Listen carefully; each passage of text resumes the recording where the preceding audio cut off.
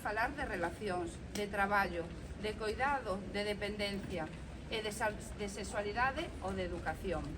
Abordar a saúde dende unha perspectiva de xénero implica non só falar de mulleres, de estatísticas ou porcentaxes, senón desde nós e entre nós.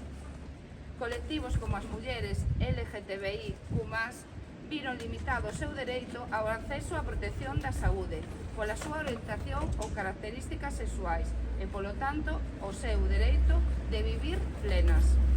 Falamos tamén de mulleres con discapacidade física, intelectual ou de desenvolvemento, cos seus dereitos limitados e vulnerados ata o punto de ser vítimas de esterilizacións forzosas, unha gravísima vulneración dos dereitos humanos que, por fortuna, cesaron no noso país no ano 2020.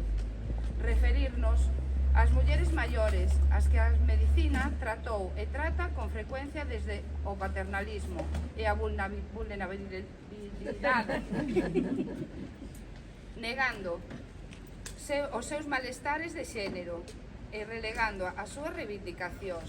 Reivindicar o enfoque da súa saúde implica falar de problemáticas comúns e silenciadas, falar de sexualidade, disfrute ou goce de todos os corpos, de formas distintas de vivir a madurez e os estereotipos que tamén refórcanse desde a saúde.